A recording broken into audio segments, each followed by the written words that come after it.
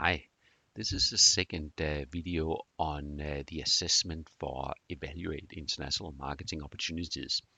And if we go into this file, again in here you got all the headings that you can use basically for your assignment.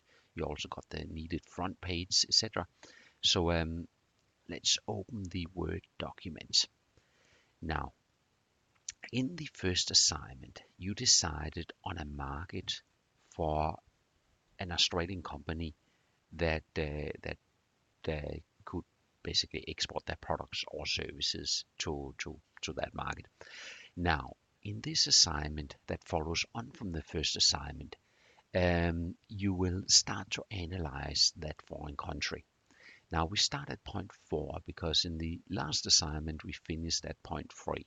So we basically just continue on so that in the end you will have written an entire international uh, marketing plan. Now, in this section, you need to undertake a foreign environment analysis or a pest analysis of the chosen market. And you need to look at a number of different factors, quite a lot of them. I suggest again that you use this as your headings for your international marketing plan. Now, it would be a very good idea right underneath point 4 to explain why you think it's important to understand the foreign environment in which you intend to operate. So let's say you decided you want to expand into China. Just explain a little bit about why you think it's important for a reader to develop an understanding of the economic environment, the political legal environment, the cultural environment, etc. in China. Um, After you've done that, you don't have to, but it sort of provides a bit of a neater international marketing plan. Whenever you have a main heading, if you can provide a bit of an explanation underneath what is to come and why it's important, that's always a good idea. Um, of course, what really matters for your mark is that you actually address the points here under economic environment and then political legal environment, etc. So in an economic environment, you need to analyze the financial stability of the foreign market. And on a scale, you need to rate the acceptability of financial stability from 1 to 5. So if you were to look at, say, China, for example, you would probably find a fairly stable environment.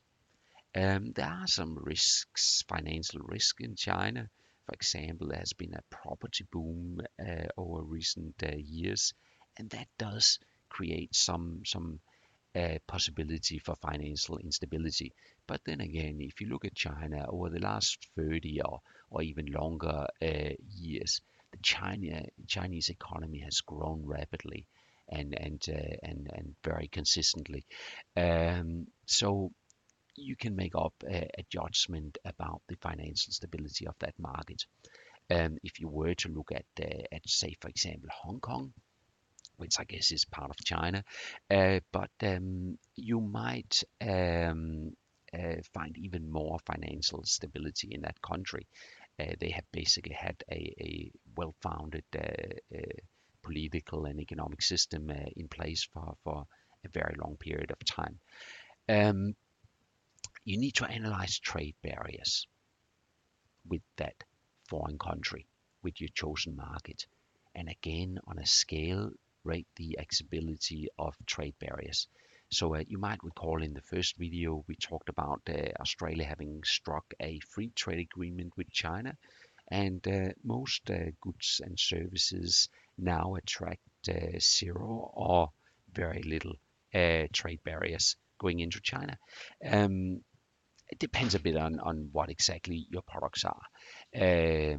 But you can look that up. If you read the course booklet, you'll find some very good links to where you can access this information. And you work your way down through these points and simply address each of them in turn. You need to access the economic conditions and risk factors in view of business cycles in the chosen market.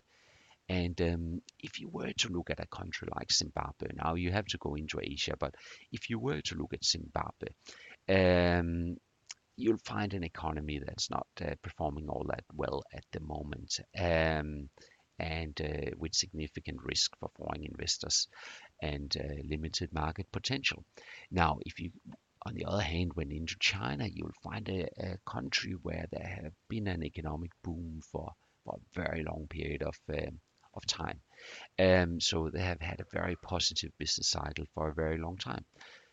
Um, you also need to outline market needs relevant to your organization based on economic factors.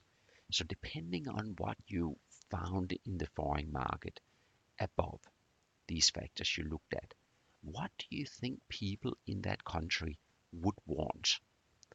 So if you're looking at a fairly a country where people do not have all that much money, if you look at a country that's not all that wealthy, maybe you could here suggest that you need to be price competitive, that your products needs to be affordable for consumers in that country.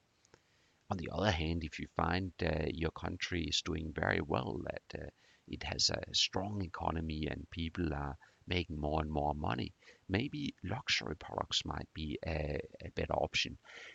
So you need to think about that based on what you found above and then explain that. Now, political legal environment, very similar to what we looked at above. You need to basically analyze and rate a number of things. One area here where you need to put a lot of effort in is that you need to outline and compare, and this compare is very important. Australian and international standards, policies, guidelines, and codes of practice, including environmental matters, human rights, labor relations, packaging, risk management, and electronic commerce. Um, Now, so in this section, you need to identify Australian standards, policies, and guidelines and codes of practice and compare these to your chosen country. Now, you might find not all of these are actually relevant for your what you intend to do, but the training package dictates that you must cover them anyway. So whether they're relevant or not, you just gotta undertake that comparison. It doesn't have to be a very detailed one, but you just need to do it. And you need to use the words that are listed here: environmental matters, human rights, labor relations. Make sure you use the words. As a matter of fact, throughout your assignments, make sure you sort of like use the same words. So up here, you need to talk about trade barriers. You need to talk about financial stability. Um, that sort of like make it a lot easier for the person that will be reading your assignment to basically give you a pass. Um, Again, outline market needs relevant to your organization based on political legal factors. So if there are certain things that you found in that foreign market, different standards, well, maybe your products or services needs to be different as well. And on it goes. You need to work your way down through these points and basically upload your assignment. I hope this video helped you understand what exactly you need to do.